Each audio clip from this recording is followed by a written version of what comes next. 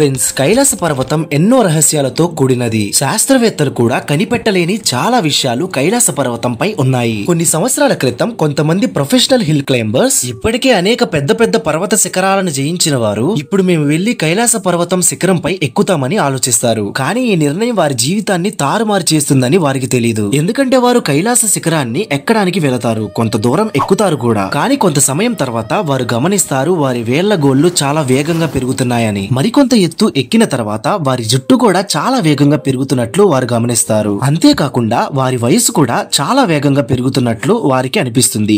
So వెంటనే వారు ఒక నిర్ణయం తీసుకుంటారు. ఇక్కడ నుంచి ఎలాగైనా తప్పించుకోవాలని కిందకు దిగడం మొదలు పెడతారు. కానీ ఈ కథ ఇక్కడితో ముగిసిపోదు. ఎందుకంటే ఈ పర్వతంపై ఎక్కడానికి ప్రయత్నించిన వారందరూ 2 సంవత్సరాల లోపు రహస్యమైన రీతిలో మరణిస్తారు. అయితే 2001లో చైనా తన హెలికాప్టర్ ను పరిశోధన కోసం పంపినప్పుడు చైనా ప్రభుత్వం కైలాస పర్వతం పైన ఏదో చూసింది. దాని వల్ల వారు వెంటనే కైలాస పర్వతం పైకి ఎవరూ ఎక్కకూడదు అని ఆర్డర్ వేసింది. అంతేకాదు నాసా తన శాటిలైట్ సహాయంతో ఈ పర్వతంపై పరిశోధన చేసినప్పుడు కొన్ని విచిత్రమైన చిత్రాలు బయటపడతాయి. దాన్ని చూసినప్పుడు అందరూ షాక్ అవుతారు. సో వీటన్నిటిని చూశాక మనందరికీ వచ్చే డౌట్ ఒక్కటే, అసలు నిజంగా కైలాస పర్వతంపై ఏదైనా దాగి ఉందా? ఎందుకు ఇప్పటి వరకు ఒక్క మనిషి మాత్రమే ఈ పర్వత శిఖరాన్ని చేరుకోగలిగాడు? ఎందుకు ఈ పర్వతం ఎక్కడానికి ప్రయత్నించిన వారందరూ 2 సంవత్సరాల లోపు మరణిస్తున్నారు? సో ఇలాంటి ఎన్నో ప్రశ్నలకు మీకు సమాధానం ఈ వీడియోలో దొరుకుతుంది. కనుక వీడియోని స్కిప్ చేయకుండా చివరి వరకు పూర్తిగా చూడండి.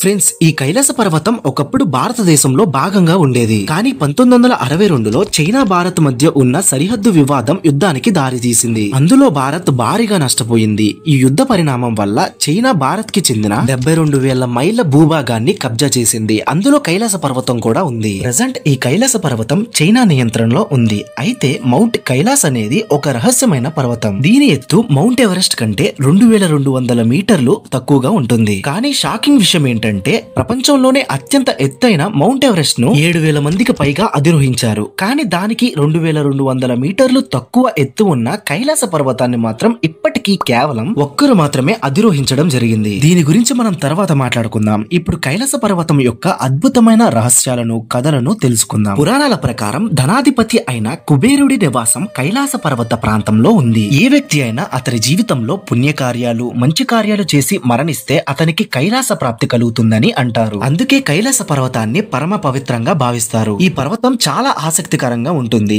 ఎందుకంటే ఈ పర్వతం నుంచి 4 వేరు నదులు ప్రవహిస్తాయి. అవి 4 వేరు దేశాల్లో వెళ్తాయి. ఉత్తరం, తూర్పు, దక్షిణం, పశ్చిమం. ఇది చాలా ఆశ్చర్యం కాదా? అంతేకాదు కైలాస పర్వతం దగ్గర 2 సరస్సులు ఉన్నాయి. అవి పూర్తిగా వ్యతిరేక లక్షణాలు కలిగి ఉంటాయి. ఒక సరస్సు పేరు మానస సరోవర్, మరొకటి రాక్షస తాల్. మానస సరోవర్ యొక్క నీరు చాలా స్వచ్ఛంగా ఉంటుంది. అక్కడ జీవం సులభంగా ఉండగలదు. ఈ సరస్సు యొక్క నీరు ఎంత ఎత్తులో ఉన్నా, ఎంత తక్కువ ఉష్ణోగ్రతలో ఉన్నా ఎప్పుడు గెడ్డగట్టదు. కానీ రాక్షస తాల్ సరస్సు పూర్తిగా వ్యతిరేకం. దాని నీరు ఉప్పు నీరు, ఎవరూ తాగలేరు. అక్కడ ఏ జంతువు జీవించలేదు. ఆసక్తికరమైన విషయం ఏంటంటే రాక్షస తాల్ నీరు కొన్నిసార్లు అకస్మాత్తుగా అదృశ్యమవుతుంది, మళ్ళీ అకస్మాత్తుగా కనిపిస్తుంది. అందుకే దాన్ని గోస్టెడ్ లేక్ అని కూడా అంటారు. ఈ నీరు సేవించినా, ఈ నీటిలో స్నానం చేసినా చాలా అశాంతిగా ప్రతికూల ప్రభావాలు కలుగుతూ ఉంటాయి. ఈ సరస్సు సాక్షాత్తు రావణాసురుడు నిర్మించాడని చెబుతారు. కైలాస పర్వతంలో ఉన్న శివుణ్ణి ప్రసన్నం చేసుకోవడానికి వెళ్ళినప్పుడు ముందుగా ఈ రాక్షస సరోవర్ లో స్నానం చేసి ధ్యానం ఆచరించాడని, అందువల్ల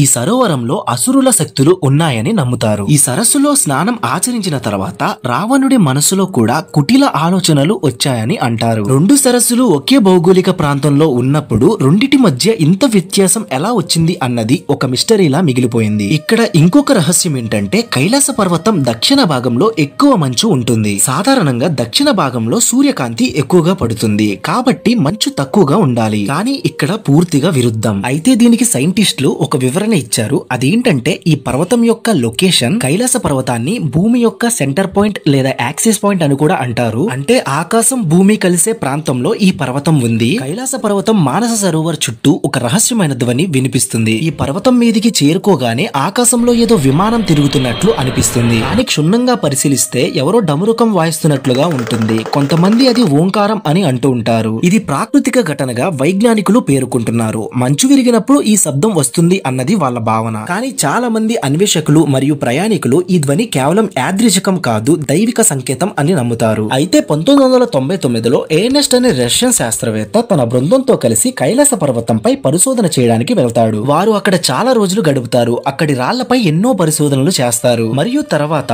అతను where do we come from అనే పుస్తకం కూడా రాస్తాడు. ఆ పుస్తకంలో అతను స్పష్టంగా చెప్పేది ఏంటంటే కైలాస పర్వతం ఒక మానవ నిర్మిత పిరమిడ్ అని. అంటే ఇది చాలా అధునాతన టెక్నాలజీతో నిర్మించబడింది. బహుశా పురాతన కాలంలో ఏదో ఉన్నత సభ్యత దీనిని నిర్మించ ఉండవచ్చు. అంతేకాదు అతని పుస్తకంలో రాత్రిపూట 7 వేరు రంగుల కాంతులు కనిపిస్తాయని కూడా రాశాడు. ఈ విషయాన్ని అతను మాత్రమే చెప్పలేదు, అక్కడ సమీపంలో నివసించే స్థానికులు కూడా రాత్రిపూట 7 వేరు రంగుల కాంతులు కనిపిస్తాయని చెప్పారు. అంతేకాదు రాత్రిపూట అక్కడ నుండి వివిధ రకాల వైబ్రేషన్ శబ్దాలు వినిపిస్తాయి. ఆ శబ్దాలు ఎలా ఉంటాయంటే ఈ పిరమిడ్ల లోపల ఎవరైనా ఉన్నారేమో అని అనిపించేలా ఉంటాయి. అంతేకాకుండా కాలం కూడా చాలా వేగంగా పరిగెత్తుతున్న ఈ అద్భుత దృశ్యానికి సాక్ష్యం ఈ పర్వతం అని రాశారు. కైలాస పర్వతం నుంచి వచ్చిన తర్వాత వారి గోళ్లు జుట్టు 2 రోజుల్లోనే విపరీతంగా పెరిగాయని రాశారు. సాధారణంగా అవి పెరగడానికి కొన్ని వారాల సమయం పడుతుంది. అంతేకాకుండా శరీరం త్వరగా ముడతలు పడి వృద్ధాప్యం కూడా వచ్చిందంట. కైలాస పర్వతం మీద సమయం చాలా భిన్నంగా ఉంటుందని గుర్తించారు. ఈ పర్వతం మీద ఏవో అదృశ్య శక్తులు ఉన్నాయని కూడా గమనించారు. ఇది మానవ శరీరం మరియు మనస్సును లోతుగా ప్రభావితం చేస్తుంది. అయితే సైన్స్ ప్రకారం చూస్తే పర్వతంపై యూవీ కిరణాలు చాలా ఎక్కువగా ఉంటాయి. దీని కారణంగా మీ చర్మం యొక్క కణాలు దెబ్బతింటాయి. చర్మ కణాలు దెబ్బతిన్నప్పుడు అవి త్వరగా రిపేర్ చేయడానికి ప్రయత్నిస్తాయి. దీని వల్ల మన శరీరంలో చాలా మార్పులు ఏర్పడతాయి. అంతేకాకుండా పర్వతంపై ఎక్కినప్పుడు ఆక్సిజన్ స్థాయి తక్కువగా ఉంటుంది. దీని వల్ల శరీర జీవక్రియ చాలా వేగంగా పెరుగుతుంది. ఇది శరీరాన్ని ఎక్కువగా ఉపయోగిస్తుంది. దీని కారణంగా మీ వయస్సు త్వరగా పెరగవచ్చు. అయితే ఈ పర్వతాన్ని అధిరోహించడానికి ఇప్పటి వరకు చాలా మంది ప్రయత్నించారు, కానీ ఎవరి వల్ల కాలేదు. కానీ ఒక రోజు చైనా ఒక ప్రసిద్ధ మౌంటైనర్ రీన్ హోల్డ్ ను కైలాస పర్వతంపై ఎక్కి అక్కడ ఏముందో చూసి రమ్మని అడుగుతుంది. ఇంతకీ రీన్ హోల్డ్ ఎవరు అనుకుంటున్నారు? రీన్ హోల్డ్ ఆక్సిజన్ సప్లై లేకుండా మౌంట్ ఎవరెస్ట్ శిఖరాన్ని అధిరోహించిన వ్యక్తి. అతను ప్రపంచంలోనే పెద్ద పెద్ద పర్వతాలను సులభంగా ఎక్కుతాడు. కానీ అతను చైనా కోరికను రిజెక్ట్ చేశాడు. కైలాస పర్వతాన్ని ఎక్కడం సరైనది కాదని, ఈ పర్వతంపై ఎవరిని ఎక్కడానికి పంపకూడదని, ఈ పర్వతంపై అనేక అదృశ్య శక్తులు ఉన్నాయని అతను చెప్తాడు. కానీ చైనా తన ప్రయత్నాన్ని మాత్రం మానుకోదు. చివరి ప్రయత్నంగా 2001లో ఒక సాహసోపేతమైన నిర్ణయం తీసుకుంటుంది. ఈ పర్వత శిఖరం వరకు హెలికాప్టర్ ను నడపాలనే నిర్ణయం తీసుకుంది. నిజానికి కైలాస పర్వతంపై హెలికాప్టర్లు, విమానాలు నిషిద్ధం.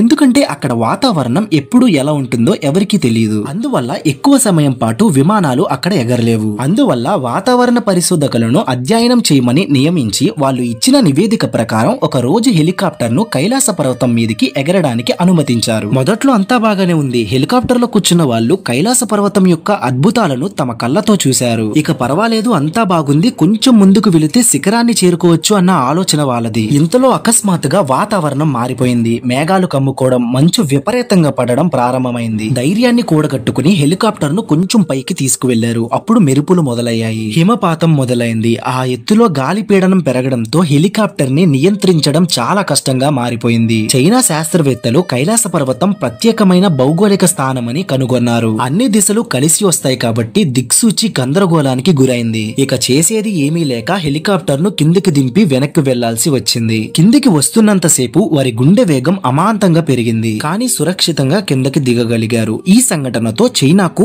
ఈ పర్వతాన్ని అధిరోహించడం కానీ, రహస్యాన్ని తెలుసుకోవడం కానీ వారి చేతుల్లో లేదని అర్థమైంది. చైనా విఫలమైన తర్వాత అమెరికా అంతరిక్ష సంస్థ నాసాకి ఈ పర్వతం మీద ఆసక్తి పెరిగింది. 2015లో ఒక ఉపగ్రహాన్ని కైలాస పర్వతం వైపు గురిపెట్టి వాటి రహస్యాన్ని తెలుసుకోవాలని అనుకుంది. ఆ పరిశోధనలో వచ్చిన ఫలితాలు, ఫోటోలు చూసి అత్యంత ఆశ్చర్యం పొందారు. కైలాస పర్వతం మీద ఒక రూపం కనిపించిందని, ఆ పర్వతం పైన ఒక మూర్తి ధ్యానంలో కూర్చున్నట్లు ఉంది. ఈ అద్భుతమైన దృశ్యం ప్రపంచాన్ని ఆశ్చర్యపరిచింది. కొంతమంది ఆ మూర్తిని శివుడితో పోలిస్తే, మరికొంతమంది శివుడే ధ్యాన ముద్రలో ఉన్నాడని చెబుతున్నారు. ఈ సంఘటన కైలాస పర్వతం యొక్క పవిత్రతకు, ఆధ్యాత్మికతకు చిహ్నంగా మారింది. అయితే అదేంటి అనేది ఎవరికీ తెలియదు. డాక్టర్ ఎర్నెస్ట్ ముల్డాఫిష్ ప్రస్తావించిన విధానం, మనం ప్రాచీన రష్యన్ చిత్రకారులు నికోలస్ రోరెగ్ యొక్క చిత్రాలను చూసినప్పుడు కైలాస పర్వతం కింద ఒక అద్భుతమైన మాయా నగరం ఉంది అని తెలుస్తుంది. దీనిని సంబాలా అని పిలుస్తారు. సంబాలా సంస్కృత పదం, నిశ్శబ్ద ప్రదేశం అని దీని అర్థం. విష్ణు పురాణం ప్రకారం ఇది పవిత్ర స్థలం. విష్ణువు చివరి అవతారం కల్కి సంబాలలోనే జరుగుతుందని నమ్ముతారు. అంటారు. అయితే ఈ నగరాన్ని కేవలం పుణ్యాత్ములు మాత్రమే చూడగలరని, యోగులు అలాగే ధ్యానం చేసే వారికి మాత్రమే ఆ అదృష్టం ఉంటుందని అంటారు. అయితే సంబాల నగరం యొక్క రహస్యం ఇక్కడే ఆగిపోలేదు. మన పురాణ కథల ప్రకారం చిరంజీవులైన హనుమంతుడు, అశ్వత్థామ ఈ నగరంలోనే ఉండేవారని అంటారు. అక్కడ నివసించే వారికి అసాధారణ బుద్ధి,